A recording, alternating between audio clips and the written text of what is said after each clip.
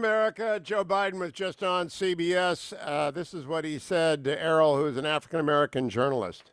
Have you taken a cognitive No, I test? haven't taken the test. Why the hell would I take a test? Come on, man. That's like saying before you got in this program, if you take a test where you're taking cocaine or not, what do you think, huh? Are you a junkie? What do you Are you a junkie? I'm joined by Senator Kevin Cramer of the Republican caucus in the NRSC. Senator, what do you make of Joe Biden? That is going to go everywhere today, and rightly so. That's weird. That's really weird, but it's not surprising necessarily. I mean, because here's what's so interesting. You know, when a guy is in this business that long, well, frankly, in public life that long, and you've seen the transformation of thought and culture and whatnot, but he hasn't kept up with it. That on top of the fact that he does have, a cognitive problem, evidently. It's just not all that surprising. But boy, oh boy, this is why they don't want him to debate Donald Trump, right? Well, Errol Barnett is just he's a normal guy, and Yeah. to come at someone on color, I can't imagine what would happen if Donald Trump brought up the race of an interlocutor.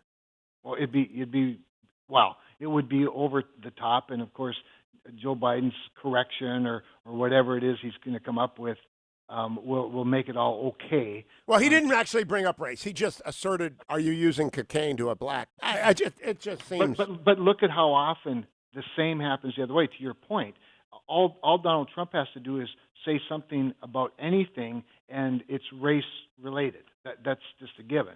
Absolutely true. Absolutely. Senator, I actually asked you because I wanted to talk about my summary of the Democratic agenda: hack, pack, tax, slash, and grab. Do you think that's fair? I mean, will they get rid of the filibuster if they get the majority in the Senate? Well, I think seems to me that's their official position currently. And I would just tell people, if you have the time and you have an interest in the last 25, 30 years of Senate history, read Mitch McConnell's memoirs, The Long Game. Great book. It's a great book.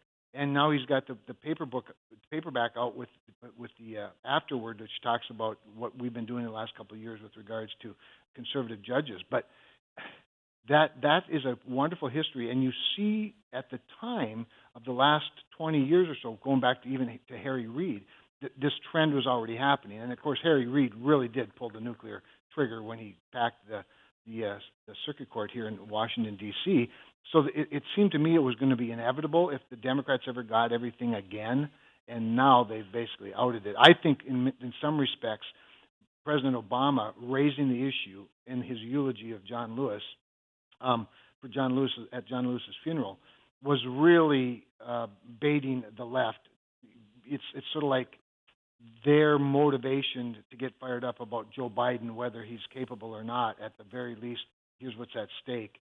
And we have this opportunity, so let's not blow it. Let's get the Senate and presidency, and I think it's over if they get that done. To radicalize the issue that way at Congressman Lewis's funeral and say it's a relic of Jim Crow, the legislative filibuster has got nothing to do with Jim Crow. It's got to do with, I'm going to talk about the mixed constitution on Friday with Larry Arnn and the folks.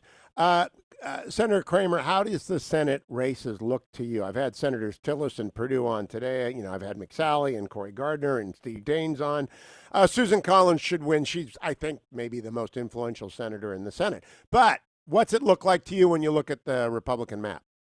I think the way it looks to me, Hugh, is that it's like campaigns often are. It's especially in an anti-incumbent situation. It looks tough right now. It'll get tighter as we get closer to the election. And when Donald Trump is on that ballot and people are confronted with the binary choice between going backwards a decade or two or going forward, and they look at the economy, I just think we pull it out. I think most, if not all, of those incumbents win. We're going to take back Alabama. We have a shot in Michigan. I think Minnesota is actually in play. But a lot of it will depend on how well President Trump does.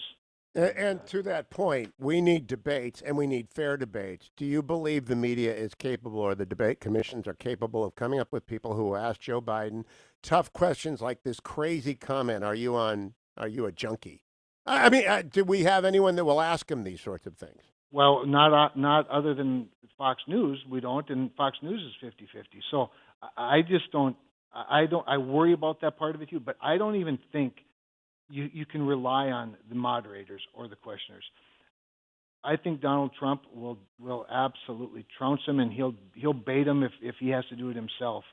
And given Joe Biden's incapability, I think he falls for it. They're going to do everything they can, frankly, to avoid having debates. That's become clear in the last week or so, where the left is coming up with rationale and excuses as to why a debate shouldn't even matter. Well, after this morning's fiasco, are you a junkie? Do you think that increases the likelihood he stays in the basement, Senator? Yes, it does, because they're going to lock the door, probably put a couple extra bolts on it, throw away the key, and make sure he never sees the light of day. I think you're right. Senator Kevin Cramer, keep fighting the good fight. It's always good to talk to you.